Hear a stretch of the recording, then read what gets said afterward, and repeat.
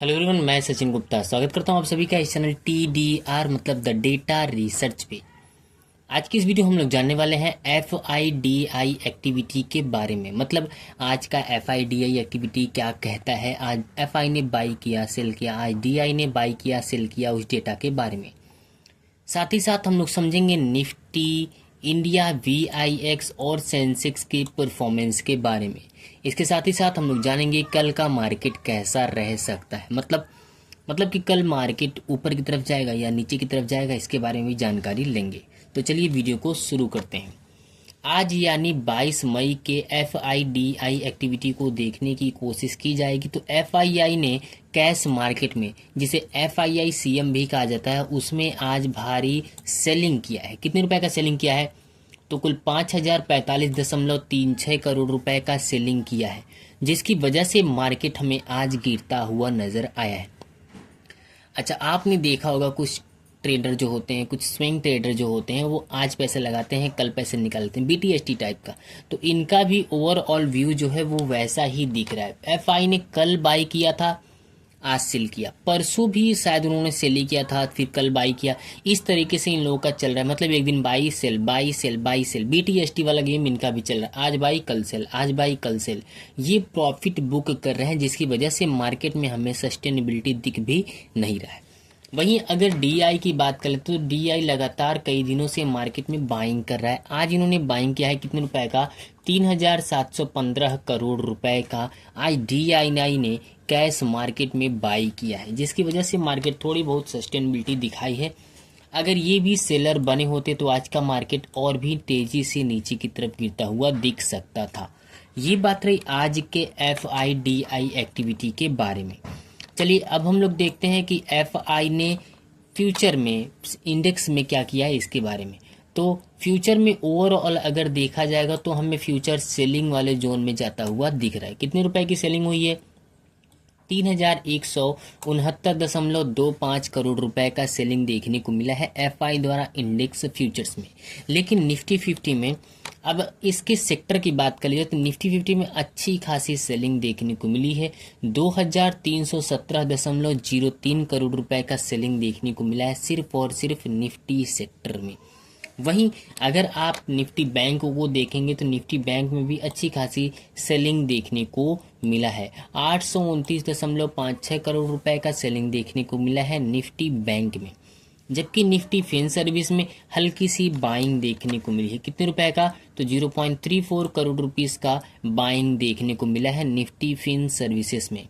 और Nifty mid cap select में भी सेलिंग देखने को मिला है। कितने रुपए का सेलिंग देखने को मिला है? तो कुल 23.32 करोड़ रुपए का सेलिंग देखने को मिला है निफ्टी मिड कैप सिलेक्ट में। अगर निफ्टी नेक्स्ट 50 की बात करें तो वहां पर हमें बाइंग देखने को मिला है 0.33 करोड़ रुपीस का टोटल बाइंग देखने को मिला है निफ्टी नेक्स्ट 50 में।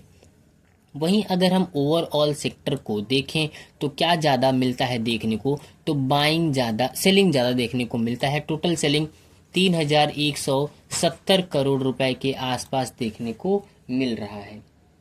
अब अगर FI का फ्यूचर के बाद अब हम लोग ऑप्शन देखें तो ऑप्शन में क्या देखने को मिलता है? तो FI इंडेक्स ऑप्शंस में हमें सेलिंग देखने को मिला है, अच्छे खासे क्वांटिटी में सेलिंग देखने को मिला है। यहाँ पर 45,529.13 करोड़ रुपए का टोटल सेलिंग देखने को मिला है FI का इंडेक्स फ्यूचर्स में।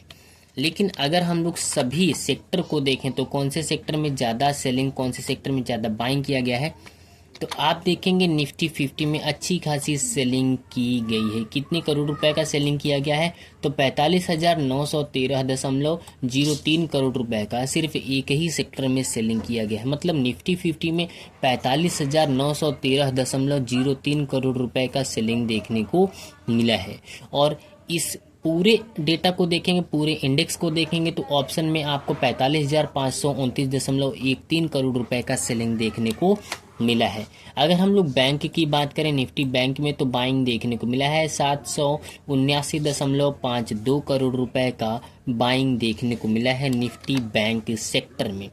फिन सर्विसेज में भी हमें सेलिंग देखने को मिला है 249.79 करोड़ रुपए का निफ्टी फिन सर्विसेज में हमें सेलिंग देखने को मिला है। जबकि निफ्टी मिड कैप सेलेक्ट की बात कर लें तो यहाँ पर भी हल्का सा सेलिंग देखने को मिला है 140.31 करोड़ रुपए का टोटल सेलिंग देखने को मिला है निफ्टी मिड कैप सेलेक्ट में।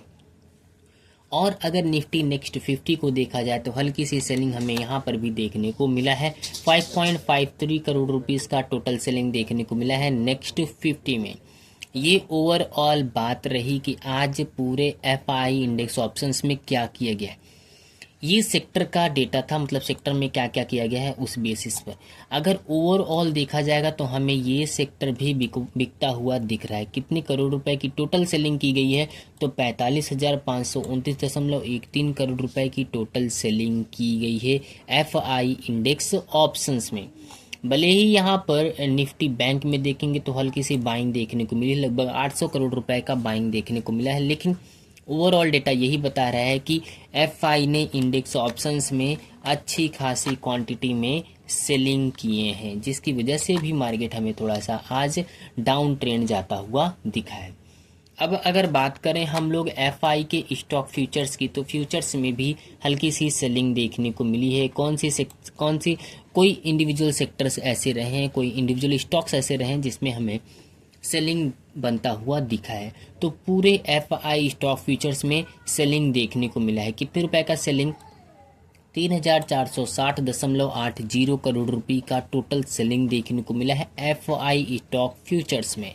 और वहीं एफआई स्टॉक ऑप्शंस को देखेंगे तो एफआई स्टॉक ऑप्शंस हमें ये भी अच्छे खासे सेलिंग में दिख रहा है। कितने रुपए की सेलिंग देखने को मिल रही है तो 3,483.26 करोड़ रुपए का टोटल सेलिंग देखने को मिला है एफआई स्टॉक ऑप्शंस में। तो ये आज की डेटा रही, मतलब आज का ओवरऑल एफआईडीआई एक्टिविटी क्या कहता है उसके बारे में। तो सिर्फ एक ही ऐसा इंसान, मतलब एक ही ऐसे इन्वेस्टर लोग हैं जो आज इंडियन शेयर मार्केट में बाइंग किए हैं, वो हैं DII, जिन्होंने कैश मार्केट में बाइंग किया है कुल 3,715 करोड़ रुपए का। इसकी वजह से, पूरी सेलिंग जोन होने की ही वजह से आज हमें मार्केट डाउन ट्रेंड में दिखा है।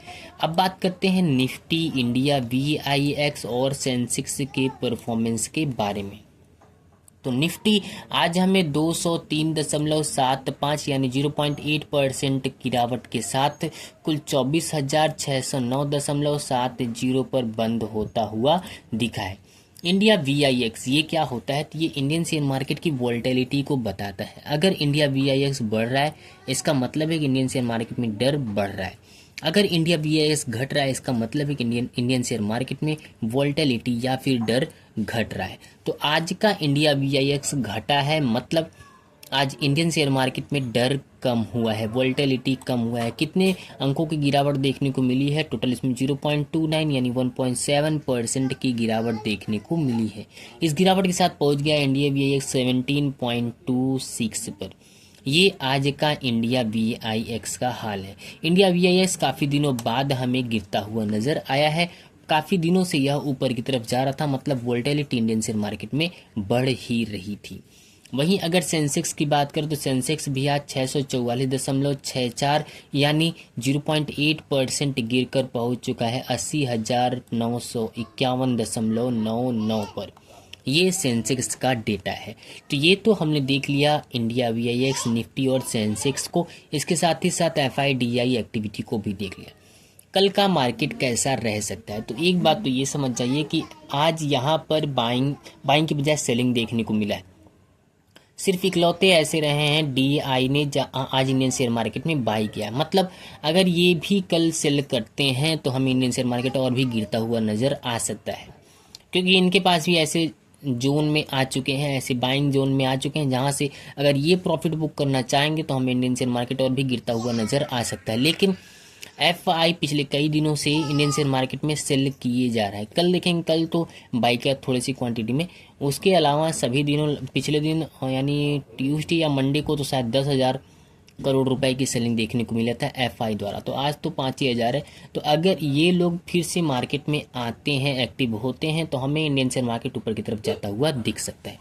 तो मतलब ओवरऑल ये हो सकता है कि किसी के कहने पे मार्केट ऊपर की तरफ नहीं जाएगा, किसी की एडवाइस पे वर्क नहीं करता है, हमेशा एक्टिविटी पे वर्क करता है मार्केट। अगर एक्टिव जो इन्वेस्टर लोग हैं वो एक्टिव हो रहे हैं बायर के रूप में, तो इंडियन शेयर मार्केट ऊपर की तरफ जाता हुआ दिख सकता है। अगर ये लोग सेलर के रूप में एक्टिव होते हैं तो इंडियन शेयर मार्केट हमें नीचे की तरफ जाता हुआ दिख सकता है। तो ये बात रही आज के ओवरऑल डेटा के बारे में। लेकिन वीडियो के एंड में आपको डिस्क्लेमर दे देना चाहते हैं, ये वीडियो सिर्फ और सिर्फ एजुकेशनल पर्पस के लिए था। अगर आप किसी भी स्टॉक को बाई, सेल या होल्ड करना चाहते हैं तो खुद का रिसर्च और खुद का एनालिसिस जरूर करिए, उसके बाद ही किसी स्टॉक को बाई, सेल या होल्ड करने का सोचिए। तो चलिए मिलते हैं अगले वीडियो में, तब तक आप लोग बिल्कुल स्वस्थ रहिए, मस्त रहिए, अपना अपने परिवार का और इस देश का भी ख्याल रखिए।